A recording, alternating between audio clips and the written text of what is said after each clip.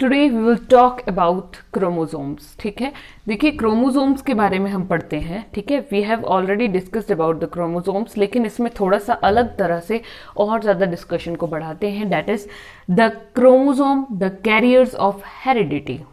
Okay, carriers of heredity. Heredity का मतलब क्या होता है कि कैरेक्टर्स का ट्रांसफर होना पेरेंट से ऑफस्प्रिंग तक। ओके, अब heredity means transfer of character from parents to offspring. तो कैरियर कौन है, मीन्स कौन उस ट्रांसफर को कर रहा है, तो क्रोमोसोम। क्लियर हुआ? Chromosomes are the carriers of heredity. अब हम स्टडी करेंगे कि कैसे, क्यों। ठीक है, तो देखिए सबसे पहली बात, I have already told you कि जो क्रोमोसोम्स हैं वो विजिबल कब होते हैं आपको, सिर्फ सेल डिवीजन में अंडर माइक्रोस्कोप। नेक्ड आई से तो आपको सेल ही नहीं नजर आएगा, तो क्रोमोसोम्स तो दूर की बात है। ठीक है, तो अगर हम बात करें कि ये जो क्रोमोसोम्स है बेसिकली कलर्ड स्ट्रक्चर के फॉर्म में नजर आते हैं। क्यों? क्रोमेटिन फाइबर इनमें होते हैं, सो दे आर कलर्ड। तो ये हमेशा सेल डिवीजन, जब सेल डिवाइड जब कर रहे होंगे तभी ये विजिबल होते हैं। रेस्टिंग स्टेज पे कभी भी क्रोमोसोम विजिबल नहीं होते हैं। एंड वाई सो, क्यों विजिबल नहीं होंगे? क्योंकि रेस्टिंग स्टेज में हमें क्रोमोसोम तो मिलते ही नहीं है। Chromatin fibres, dense condensed packed chromatin fibres हमें मिलते हैं, क्रोमोसोम्स नहीं मिलते हैं हमें। ठीक है ना, नॉर्मल स्टेज पे। लेकिन सेल डिवीजन पे we get the chromosomes under microscope. Okay, so अब देखिए होता क्या है, कुछ फोटोग्राफ्स क्लिक की जाती है। वो एक स्पेशल टेक्निक है कि कैसे आपने माइक्रोस्कोप के अंदर फोटोग्राफी करनी है। Okay, that is a different funda, but what you have to learn from this, that जो भी फोटोग्राफ्स आप ले रहे हैं डिफरेंट क्रोमोसोम की, फिर उसको फोटोग्राफ्स को अरेंज किया जाता है according to size and shape. और ये जो साइज एंड शेप के अकॉर्डिंग हम अरेंजमेंट करते हैं, this is known as karyotype. इसे क्या कहते हैं? This is known as karyotype कहते हैं इसे। ओके, सो यहां पर अगर कैरियोटाइप की बात करें क्या हो रहा है, तो देखिए कैरियोटाइप मीन्स साइज और शेप के हिसाब से अरेंजमेंट है। शेप भी थोड़ा डिस्टॉर्ट हो रहा है, कुछ आपको सीधे मिलेंगे, कुछ टेढ़े मिलेंगे। ओके, सो यहां पर क्या हो रहा है बेसिकली कि ये लार्ज साइज है और फिर स्मॉल स्मॉल स्मॉल स्मॉल के अकॉर्डिंग अरेंजमेंट हो रहा है। And then shape automatically changes, कुछ आपको टेढ़े मिल सकते हैं। ये जो क्या होता है, दिस इज सेंट्रोमेयर एंड ये क्रोमेटिड्स हैं। तो कुछ क्रोमेटिड्स हो सकता है ऐसे करके टेढ़ी होंगी, कुछ बिल्कुल स्ट्रेट लगी होंगी। Okay, so that is karyotype. Next is total number of chromosome कितने होते हैं। देखिए ह्यूमंस में अलग होंगे और अन्य जानवरों की बात करें, प्लांट्स की बात करें, तो उनमें नंबर ऑफ क्रोमोसोम्स डिफर करेंगे। Okay, humans have 46 chromosomes. अगर आपको बाकियों के याद रहे ना रहे, it doesn't matter, always remember that humans we have 46 chromosomes, that is they always exist in pairs, that means 23 pairs। ठीक है, तो यहां से आपको एक बात पता चल रही है कि क्रोमोसोम्स यूजुअली आपको पेयर्स में मिलते हैं। पेयर्स में मिलने का मतलब क्या है कि वो हमेशा इवन नंबर में एग्जिस्ट करेंगे, जिस भी इंडिविजुअल में होंगे इवन नंबर। ऐसा नहीं बोल सकती मैं यहाँ कि किसी में सिर्फ 3 क्रोमोसोम होंगे या 5 होंगे या एक ही क्रोमोसोम होगा। It's not possible. क्यों? पेयरिंग पॉसिबल नहीं होगी।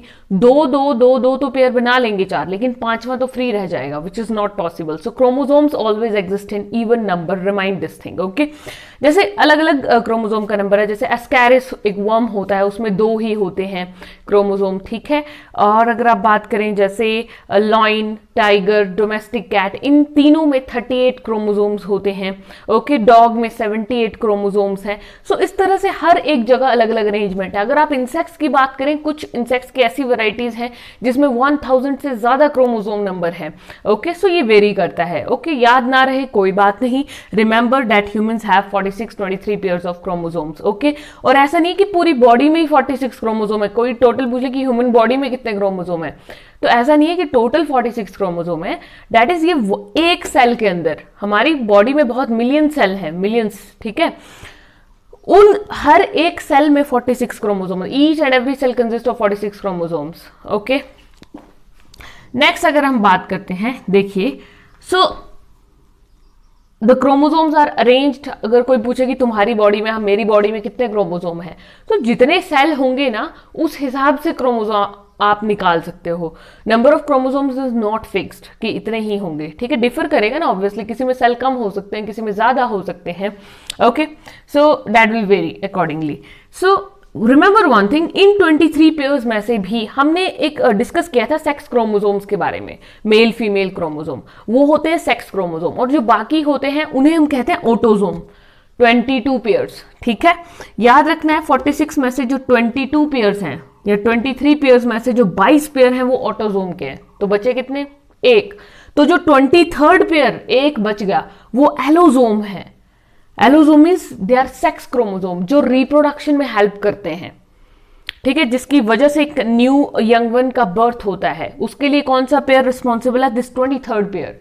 और ये जो 22 पेयर्स हैं ये अदर फीचर्स को कंट्रोल करते हैं बॉडी में। ओके, सो याद रखना है कि जो मेल्स होते हैं उसमें अरेंजमेंट कैसा है क्रोमोसोम का? XY, अलग अलग तरह के, ये माइक्रोस्कोप के नीचे देखा गया है, ठीक है।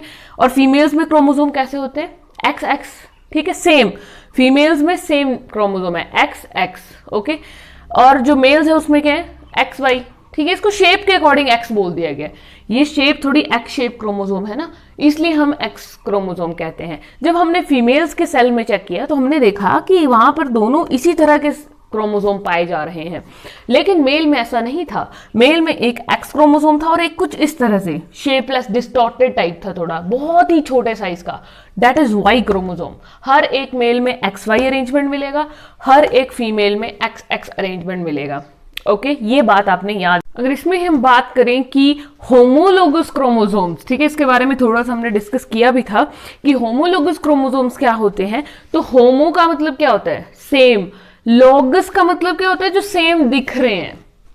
होमोलोगस, ठीक है, जिनका position, shape and size same है, ठीक है, that is homologous chromosome. Position, shape, size, ठीक है, ये सब सेम होता है, उन्हें हम कहते हैं होमोलोगस क्रोमोसोम। नाम से ही क्लियर है। लेकिन एक definition, and that definition is very important, you must learn it. Okay, so 2 definitions हैं, कोई भी एक याद कर लीजिए, मतलब दोनों का ही सेम है, ठीक है। इसमें वर्ड ज्यादा है but easy to understand, it is also easy to understand, meaning is same. Identical chromosome pairs having similar size and shape in which each chromosome derived from 2 parents। Simple सी बात है, कहते कैसे ये, इस वर्ड को याद रखिए, दीज आर आइडेंटिकल होते हैं, बिल्कुल एक जैसे दिखेंगे आपको, सिमिलर शेप होगा, सिमिलर साइज होगा। सपोज कीजिए if I draw structure like this, see, ठीक है, this is 1 pair, okay, and this is 2nd pair, totally same, I draw them, तो ये आपस में क्या है? होमोलोगस हैं। दीज आर होमोलोगस क्रोमोसोम्स, ठीक है। लेकिन अगर मैं इसको कुछ इस तरह से कर दूं तो क्या ये होमोलोगस रहेंगे?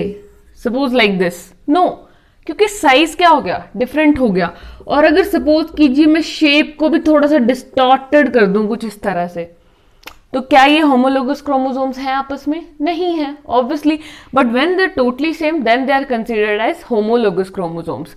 सो they are totally identical. Identical means एक जैसे दिखेंगे आपको, ठीक है, हैविंग सिमिलर साइज होगा, बिल्कुल बराबर साइज, बिल्कुल equal shape, in which each chromosome is derived from 2 parents. 2 parents से आए हैं, obviously, male parent, female parent से आ रहे हैं आपकी बॉडी में।